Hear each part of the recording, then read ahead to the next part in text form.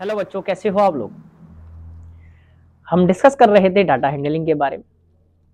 आज उसी का हम नया टॉपिक डिस्कस करते हैं, बार चार्ट। क्या डिस्कस करेंगे आज? Bar chart.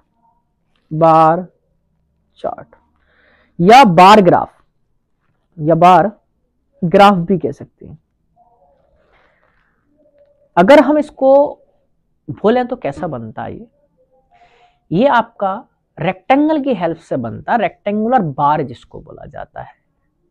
या तो हो सकता है वो वर्टिकल हो या हो सकता है वो हॉरिजॉन्टल हो, दोनों में से कोई भी हो सकती है। हॉरिजॉन्टल भी बनाते हैं, लेकिन जनरली जो हम बनाते हैं वो वर्टिकल बनाते हैं, बट हॉरिजॉन्टल भी आप बना सकते हो, डजंट मैटर, है ना। ठीक। अब किसी भी डाटा के लिए वर्टिकल फॉर्म में रेक्टेंगल कितना काम पूरा हो गया है, जैसे कॉर्पोरेट सेक्टर में करते हैं हमारा, या कोई मकान बनने में करते हैं हमारा, या फिर किसी बच्चे के मार्क्स बताने में, या क्लास में कितने स्टूडेंट किस दिन आ रहे हैं, या साल में कितने स्टूडेंट आ रहे हैं, कितने प्रेजेंट कितने एब्सेंट, ये दिखाने के लिए जो किया जाता है एक आपका बार चार्ट का किया जाता है। और ये रैंडम डाटा के लिए किया जाता है। कोई भी डाटा हो, रैंडमली किसी भी साल का कंपेयर करने के लिए डाटा यूज करते हैं इसको। कैसा होता है? It is a pictorial, कह सकते हैं pictorial representation of data in rectangular bar form। Rectangular bar की फॉर्म में आपका रिप्रेजेंट किया जाता है। यहां जो रिप्रेजेंट करती है, जैसे आपका मैं छोटा सा पहले बनाकर दिखा दूंगा ना, ये आपको बनाकर दिखा देता हूं मैं। ये आपका सपोज जेड मेरे को डाटा रिप्रेजेंट करना है। किस तरह से? आपको वर्टिकल बार बनानी है। कैसे वर्टिकल बार बनानी? जैसे एक बार मैंने ये बना दी, सपोज जेड, है ना, ये बनाई, ये मैंने एक बार ये बना दी।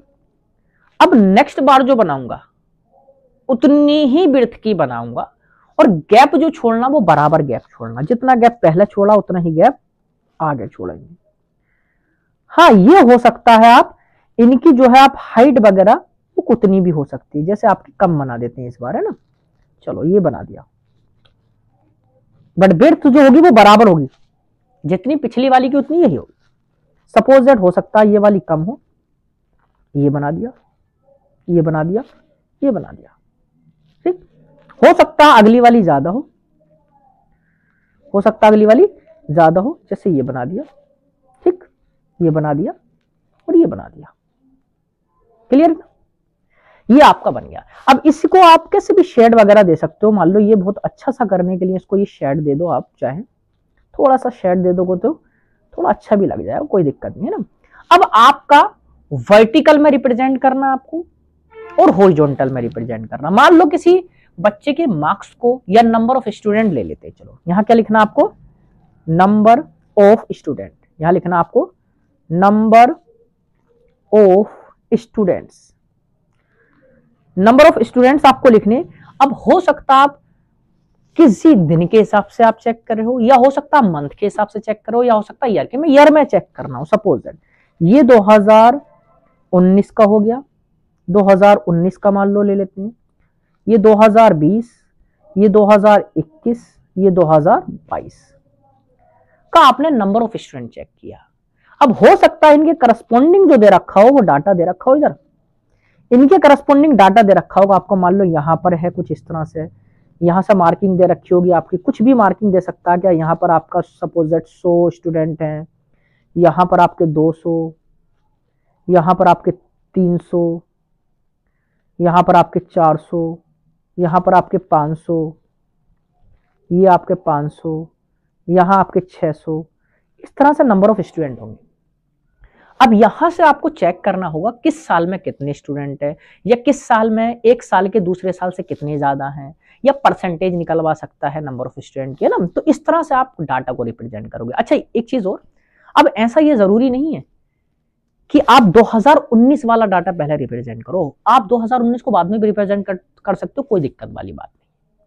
आप 2017 को पहले रिप्रेजेंट कर दो, 2018 को रिप्रेजेंट कर दो, जो मन चाहे, या 2021 को पहले रिप्रेजेंट कर दो। जो भी डाटा ले रहे हो 2017 का ले रहे हो तो 2017 17 2018 ले लो, 2018, जो भी आप डाटा लेना चाह रहे हो रैंडमली किसी भी साल का। ये जरूरी नहीं है कि आप 2019 का लिए तो 2020 का लो, हो सकता है 2019 का कंपैरिजन 2022 से कर रहे हो, 2023 से कर रहे हो, 2024 से कर रहे हो, किसी के भी साथ। मतलब ये रैंडमली डाटा के लिए यूज होता है या डिस्क्रीट डाटा के लिए, रैंडम डाटा के लिए या डिस्क्रीट डाटा के लिए यूज होता है। तो इसके बारे में कुछ पॉइंट लिखें, चलो लिखते हैं। एक तो यहां पर जो इनकी हाइट होती है ना, वो किसको रिप्रेजेंट करती है, वैल्यू को रिप्रेजेंट करती है या फ्रीक्वेंसी को रिप्रेजेंट करती है ना। किसको रिप्रेजेंट करती हैं, height of bars represent value of data, data की वैल्यू को रिप्रेजेंट करता है, या कह सकते हैं फ्रीक्वेंसी को रिप्रेजेंट करता है, या हाइट रिप्रेजेंट को जो करता है, यहां करेक्ट कर देते हैं थोड़ा सा इसको, हाइट की बात कर लेते हैं, है ना। Height of bar is represent या रिप्रेजेंट्स कहते हैं खाली, चलो रिप्रेजेंट्स फ्रीक्वेंसी ऑफ डाटा की फ्रीक्वेंसी को रिप्रेजेंट करता है। क्लियर इतना। और क्या रिप्रेजेंट करता है भाई, और क्या रिप्रेजेंट करता है ये भी देखते हैं। यहां पर और ग्राफ क्या बताता है, यहां पर ब्रेड्थ जो होती है, breadth of each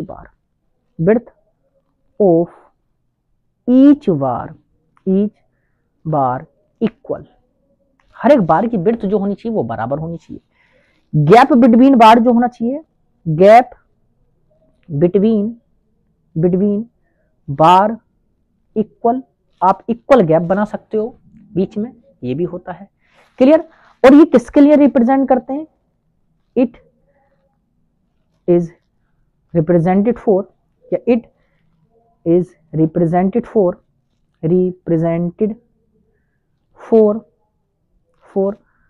random data को रिप्रेजेंटेड करने के लिए यूज किया था, या फिर डिस्क्रीट डाटा, क्या कह सकते हैं, आपका रैंडम डाटा भी कह सकते हो या डिस्क्रीट डाटा भी कह सकते हो। डिस्क्रीट डाटा को भी रिप्रेजेंट कर सकते हो। क्लियर। ये अब कहीं पर भी आप यूज कर सकते हो, ये कंपैरिजन के लिए काम में आता है। It is used to compare the data को कंपेयर करने के काम में आता है। ठीक है ना। अच्छा, यहां पर कोई इंटरवल नहीं होता है ना। यहां पर अगर मैं बात करूं, या ये कह सकते हैं the nature of data is categorical. किसी कैटेगरी का डाटा लोगे, एक कैटेगरी का डाटा लोगे, मतलब कि आपको एक टाइप का डाटा रिप्रेजेंट करना है, उसको रिप्रेजेंट करने के लिए आप यहां दिखाओगे। क्लियर इतना।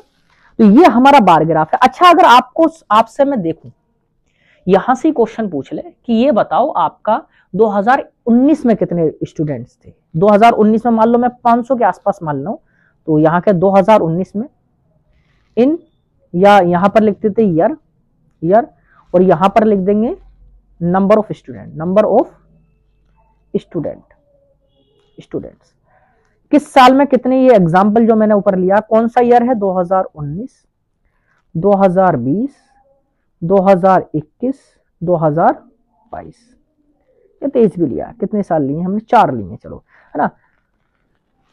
फिर 200, 300, लगभग यहां से कह सकते हैं चलो 425, और यहां 475, 200 के बाद हमारे पास 300, 200 के बाद हमारे पास 300 के बाद आप दे सकते हो थोड़ा सा, मैंने ये 300 के बाद ये थोड़ा सा ऊपर जा रहा है, तो यहां से कर लेते हैं चलो 425, 475, हमने एक अप्रोक्स डाटा ले लिया है ना ये। अब यहां पे क्या पूछता है, यहां पे ये पूछ लेगा, आप बार से आपने डाटा रीड कर लिया कितना है, यहां पे ये पूछ सकता है कि ये बताओ 2019 में और 2020 में कितने स्टूडेंट का डिफरेंस है, या 2020 में जो स्टूडेंट हैं 2019 से कितने ज्यादा हैं या कितने कम है। इस तरह से आपका किसी और साल से पूछेगा, कम पूछ लेगा, है ना। तो यहां से जो पूछ सकता है, यहां पे पूछ लेगा number of student in 2020 is 20, या यहां से 2020 में कितने ज्यादा हैं, 300 माइनस के 20, 100 is 100, the number of student in 2020 is 100 more than 2019। ये इस तरीके से आपका निकल जाएगा। या ये पूछ लेगा, ये बताओ कि 2019 में कितने परसेंट स्टूडेंट बढ़े, 2019 से 2020 में कितने नंबर परसेंटेज इंक्रीज पूछ सकता है। परसेंटेज इंक्रीज कितनी परसेंट आपकी स्टूडेंट की बढ़ी 2019 से 2020 में, तो 2020 में कितने हैं फाइनल और माइनस के 200 बटा कितने इनिशियल, कितने 200 इंटू 100। फाइनल माइनस के इनिशियल अपॉन इनिशियल लिखते हैं, हमारा कितना आ जाएगा 100 अपॉन 200 इंटू 100। 2 जीरो से 2 जीरो बढ़ गए, कितना 50%। कितने परसेंट इंक्रीज हो गए आपके 50% इंक्रीज। या हो सकता किसी और साल में डिक्रीज हो रहेंगे तो पूछ लेगा परसेंटेज डिक्रीज कितना हो रहा है। ये पूछ लेगा इस वाले डाटा का दूसरे वाले से कितना ज्यादा परसेंटेज है, ये पूछ सकता है।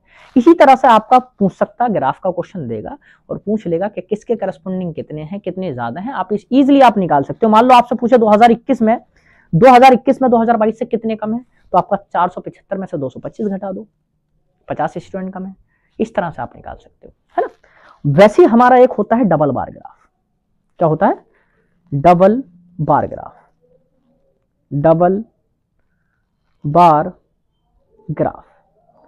डबल बार ग्राफ में बस इतना सा अंतर है कि यहां जो हमें यूज करना है 2 बार का यूज करना है। कितनी, 2 बार। बाकी सारे पॉइंट वही काम करेंगे, बस नंबर ऑफ बार जो होंगी वो 2 होंगी। अब यहां 2 लोगों का डाटा, यहां पर 2 लोगों का डाटा या 2 टाइप का डाटा एक साथ कंपेयर करेंगे। यहां करेंगे आपका, यहां क्या करेंगे, compare the data with 2 bars. 2 bars के साथ में आपको डाटा को कंपेयर करना। कैसे, मैं एक आपको डायरेक्टली क्वेश्चन के थ्रू बताता हूं। आपके पास एक ग्राफ है, आपके पास, आपके बच्चों बात, ये आपके पास ग्राफ है, ठीक है, ये आपके पास ग्राफ है। अब यहां पर हो सकता है कि मार्क्स हो, नंबर ऑफ मार्क्स, मान लो चलो यहां नंबर ऑफ मार्क्स, यहां 2 स्टूडेंट का डाटा हम रिप्रेजेंट करेंगे ना। चलो देखते, मैं कंपेयर करके बताता हूं। यहां पर मान लो एक बच्चे का ये है स्कोर, एक बच्चे का ये है स्कोर, ठीक, जस्ट बराबर में दूसरे बच्चे का आप स्कोर रिप्रेजेंट करोगे, ये दूसरे बच्चे का स्कोर होगा, ठीक, ये वाला हो गया आपका दूसरे बच्चे का स्कोर, ये हो गया जस्ट बराबर में, है ना। फिर थोड़ा गैप छोड़ेंगे, फिर दूसरे का देख लेंगे। मान लो ये एक बार ये एक बच्चे के लिए होगा, ठीक, एक बार एक बच्चे के लिए ये वाली, और ये जस्ट इसके बराबर में दूसरी बार रिप्रेजेंट करनी है। मान लो ये रही, ये वाली, ये रही सपोजेड, और आपको रिप्रेजेंट करना इसमें यहां, और ये यहां, और ये यहां। थोड़ा सा मैं इसको और आगे बना देता हूं, चलो थोड़ा सा और आगे बना लेते हैं, चलो ये, ठीक, यहां पर मान लेते हैं ये, चलो ये आपने रिप्रेजेंट कर दिया, क्लियर इतना। अब हम इसको अलग अलग शेड दे रहे हैं।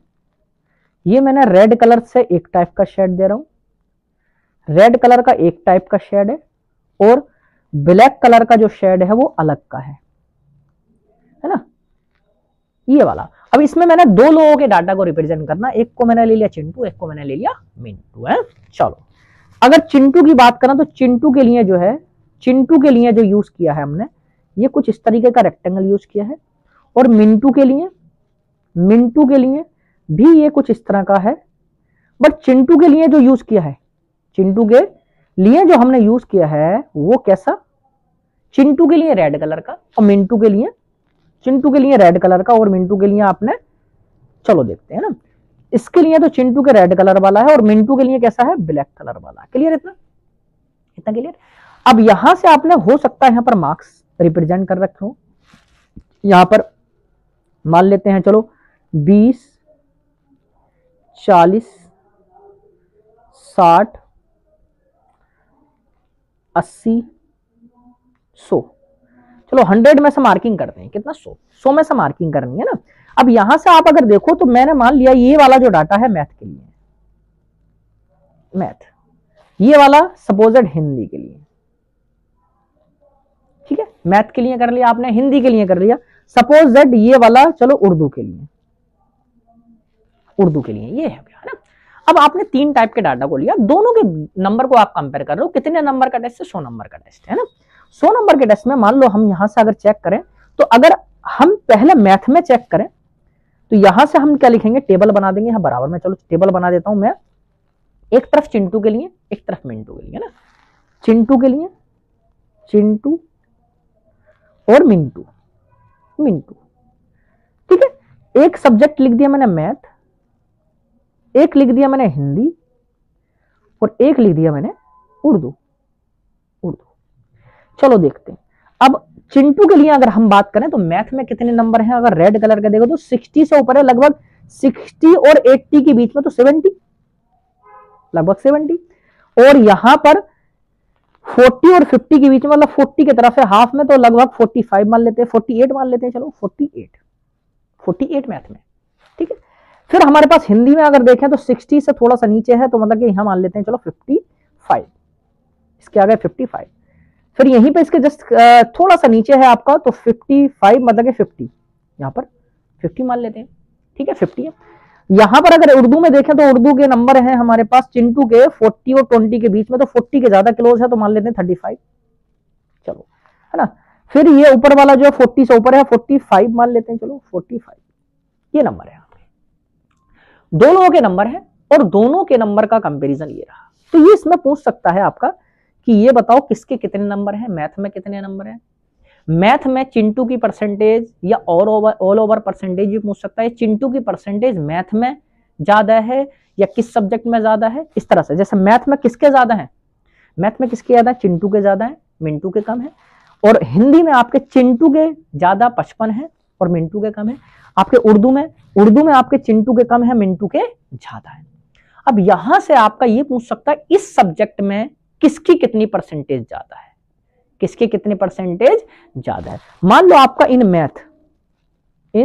मैथ में बात कर ले तो मैथ में किसकी परसेंटेज ज्यादा है ना। मैथ में चिंटू की, मैथ में अगर बात करें तो चिंटू के लिए जो परसेंटेज है, चिंटू की जो परसेंटेज है वो कितनी है, चिंटू के 70 है तो कितने परसेंट है, 70% है। और मिंटू की बात कर ले, मिंटू की बात कर ले तो मिंटू के कितने 48% आए, किसमें, क्योंकि 100 में से निकाला हमने। तो किसकी परसेंटेज ज्यादा है मैथ में, 70% ज्यादा। और किसकी कितनी ज्यादा परसेंटेज है, चिंटू की ज्यादा है। और कितनी ज्यादा है आप यहां से घटा लो, 70 माइनस के 48 आपका आ जाएगा है 2 और 6 माइनस के 4 2, 22% आपकी किसकी, चिंटू की ज्यादा है एज कंपेयर टू मिंटू की। आप इस तरह से जो है डबल बार ग्राफ की हेल्प से, इस तरह से डबल बार ग्राफ की हेल्प से आप कंपेयर कर सकते हो डाटा। क्योंकि यहाँ से बड़ा सिंपल सा क्वेश्चन आता है, यहाँ से टफ क्वेश्चन नहीं आता है, बस सिंपल सा क्वेश्चन आता है। अगर बार ग्राफ रीड करना आना चाहिए। मैंने क्या कहा आपको क्या करना, सिंपली आपको क्या करना है, जिसको भी कह रहा है उसकी बार पे ऊपर जाओ, टॉप पे सामने डैश डैश करके ले जाओ, जहां पर आपका डैश डैश करके लेके जाओगे, जहां पर आपका टच कर रहा वो मार्किंग ले लो आप, जिसमें भी आपका कंपेरिजन करे। क्लियर इतना, तो सिंपल वहां से डाटा कैलकुलेट करना। हाँ, क्वेश्चन ये वाला पूछ चुका है कि वर्टिकल जो हाइट रिप्रेजेंट करती है वो किसको रिप्रेजेंट करती है, वो वैल्यू या फ्रीक्वेंसी पूछ चुका है, फ्रीक्वेंसी रिप्रेजेंट करती है कि नहीं। तो ये था हमारा बार ग्राफ। अभी एक ग्राफ और बचा हमारा हिस्टोग्राम, उसको नेक्स्ट लेक्चर पे हम डिस्कस करेंगे। और तब तक आप लगे रहें, बने रहें, और मजा आ रहा है तो लाइक शेयर सब्सक्राइब भी करते रहें। और तब तक के लिए थैंक यू।